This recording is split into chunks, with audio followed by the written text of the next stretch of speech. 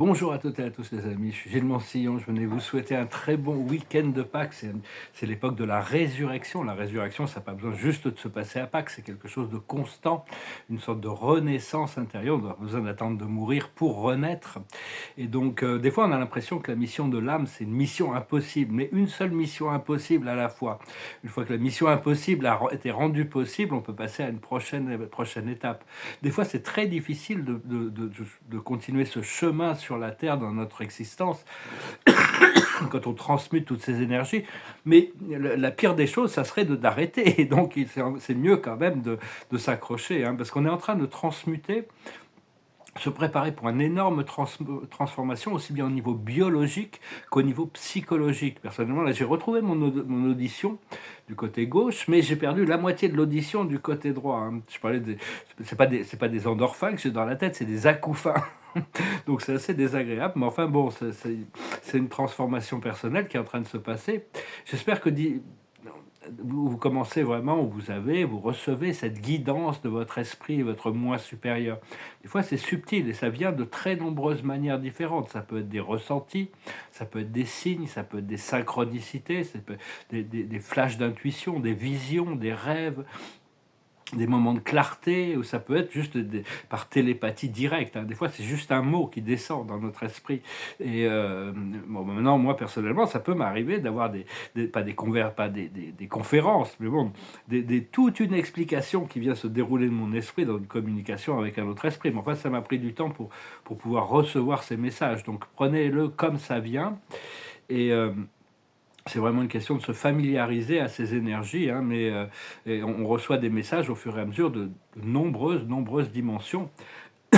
On peut discerner progressivement d'où ça vient, qui nous les envoie, toutes ces choses.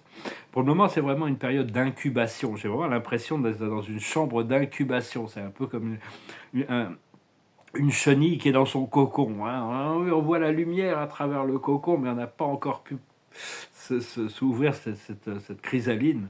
On continue à utiliser la flamme violette des transmutations, c'est très important, c'est très puissant, ça ne brûle pas, ça ne fait que transmuter, transformer tout ce qui n'est pas en harmonie avec l'énergie christique de l'amour et du pardon inconditionnel.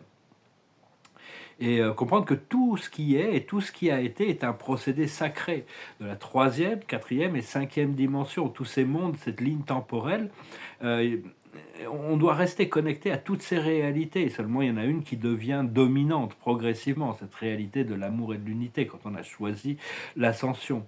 Mais enfin, on doit respecter ceux qui n'ont pas fait ce choix, hein, de suivre la lumière.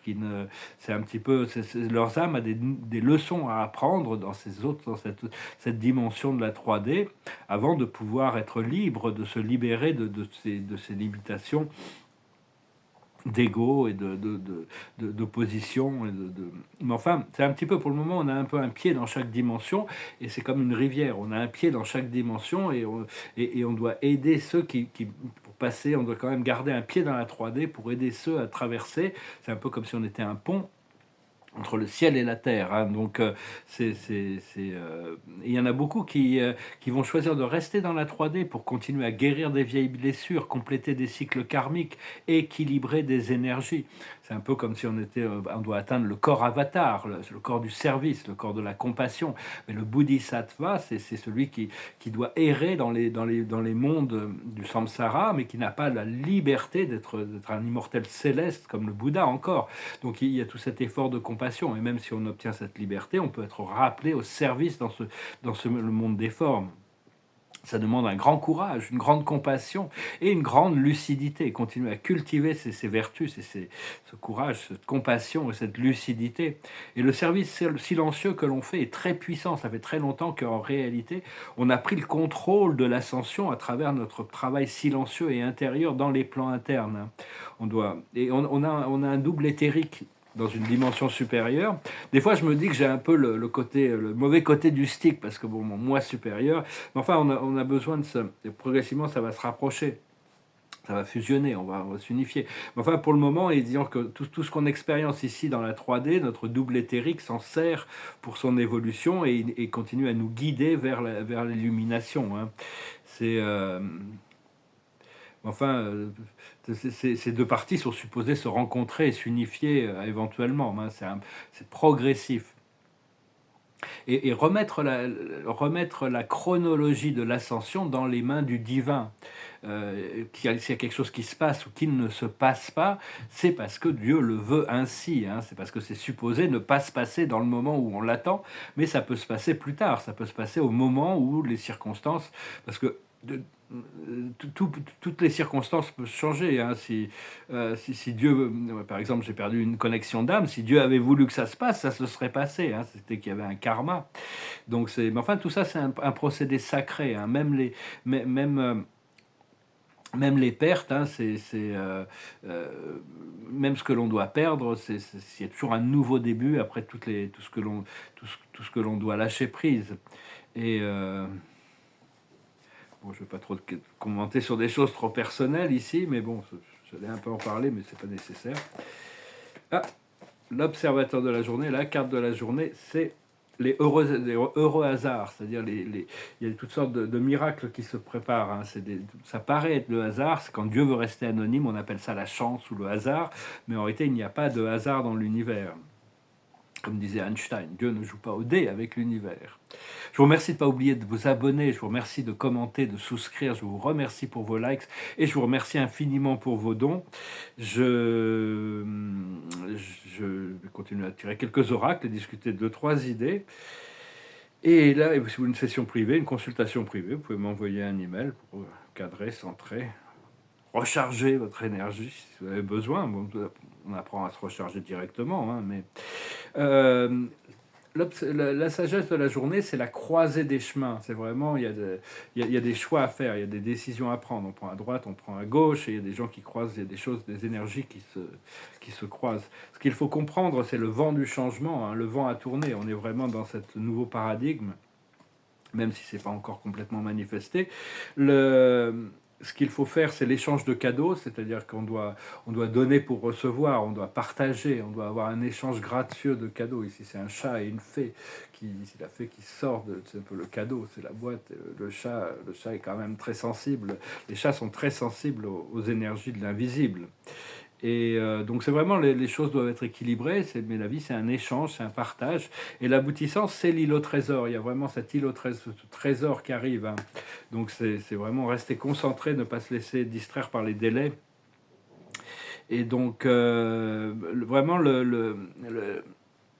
le week-end de Pâques, c'est vraiment un moment idéal pour réaliser que la mort n'est qu'une illusion et qu'il y a toujours un nouveau départ après toutes les fins. La résurrection, c'est un procédé qui continue, hein. Dès qu'il y a des peurs qui reviennent du passé, des limitations ou des souffrances, il faut les laisser se désagréger pour pouvoir être libre de ces choses. Si elles remontent, c'est qu'elles ont besoin de remonter. Utiliser le pouvoir du phénix. Et toutes les nuits sombres de l'âme, tous les procédés, des fois on doit passer par des choses assez sombres, sont vraiment des clés pour une résurrection, hein. C'est vraiment, ça nous permet de libérer des énergies on n'a pas le choix, on est obligé de passer à travers pour se réveiller, c'est s'éveiller à la lumière glorieuse du Créateur, de Dieu, et se préparer pour le nouvel âge à l'intérieur de nous et autour de nous. Et donc, on doit mettre notre confiance dans l'infini et l'éternel plutôt que dans l'éphémère et le temporel et le monde des formes, hein. C'est très important de continuer à cultiver ce sens de la connexion avec notre source intérieure. Et parce que l'humanité a besoin de dissoudre 50% de tous ces programmes sombres avant que le ciel puisse intervenir. Donc c'est vraiment ce qui est en train de se passer, hein. On est en train de mettre de l'ordre dans tous ces gouvernements fantômes, parce que bon, il y a énormément de grands vaisseaux mers qui sont en orbite dans une dimension invisible. Tous les grands vaisseaux mers de notre univers sont stationnés ici, hein. Tous, ils sont tous là, hein, donc ils vont tous à un moment donné, ils peuvent intervenir. Tout ça, c'est synchronisé avec un pulse solaire, un flash solaire. Il y en a de plus en plus qui arrivent, hein. Il va y en avoir certainement un qui va tout accélérer, qui va augmenter, qui va vraiment transformer la société d'un jour sur l'autre, de toute manière. Donc c'est vraiment, suivez l'exemple du Christ. que Jésus-Christ, le Sananda, Emmanuel, Joshua, peu importe comment on l'appelle. C'est vraiment lui le commandant suprême de toutes les armées galactiques et angéliques. C'est lui qui dirige le programme ici, dans tout notre univers local de Nébadon. Et même son incarnation dans le monde physique sur Terre, sous le nom de Jésus, est vraiment servait de modèle pour tous les mortels de tout notre univers local.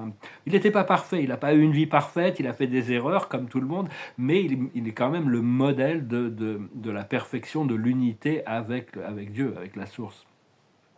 Donc voilà les amis, donc j'espère que vous passerez un bon week-end. Je vais essayer de chanter cette chanson quand même, parce que je ne sais pas pourquoi, elle m'a empêché de la chanter hier. Et donc puis je vais tirer quelques cartes. Je vous remercie de votre soutien. Goes like this. Raindrops are falling on my head, and just a guy whose feet are too big for his head. Nothing seems to fit. Those raindrops are falling on my head, they keep falling. And so I just did some talking to the sun, and I say I didn't like the way he got things done. Sleeping on a job, those raindrops are falling on my head, they keep falling. But there's one thing I know, the blues they send to meet me won't defeat me. It won't be long till happiness steps up to greet me. Raindrops keep falling on my head, but that doesn't mean my head will soon be turning red. Crying's not for me, 'cause I'm never gonna stop the rain by complaining. Because I'm free, nothing's worrying me. It won't be long till happiness steps up to greet me. Raindrops keep falling on my head, but that doesn't mean my head will soon be turning red. Crying's not for me, 'cause I'm never gonna stop the rain by complaining. Because I'm free, nothing's worrying me. Bon, je ferai mieux dans ma vidéo anglaise, mais au moins j'ai réussi à la chanter. Ça me passait par la tête. Cette chanson, c'est vraiment bon sur la résilience. On a de la résilience. On ne va pas laisser la pluie nous stopper. C'est pas en se plaignant qu'on arrêtera la pluie, de toute manière. Donc quand il y a l'orage, mettez-vous à l'abri, c'est tout. Laissez passer l'orage. L'observateur de la journée, la carte de la journée, c'est l'amour. Les octaves d'amour toujours supérieures. Il y a toutes sortes d'amour. Il y a l'éros, il y a l'agapé, il y a toutes sortes d'amour. L'amour céleste, l'amour terrestre. La sagesse, c'est l'enthousiasme. On doit être prêt, on doit être enthousiaste par rapport à ce qui arrive. Ce qu'il faut comprendre, c'est le courage. On est dans une période d'incubation, donc on doit être patient, on doit laisser le procédé intérieur se résoudre complètement. Ce qu'il faut faire, c'est l'écoute, c'est être à l'écoute de ce que la vie nous envoie, les signes, la guidance, suivre cette guidance. C'est subtil parfois, et des fois c'est pas subtil, ça descend comme ça. Et l'aboutissant, ça va être la clairvoyance, des nouveaux niveaux de conscience une conscience qui est élevée, un nouveau niveau de clairvoyance. Donc voilà les amis, je vous souhaite une très bonne journée, je vous remercie pour tout et je vous dis à bientôt. Namaste.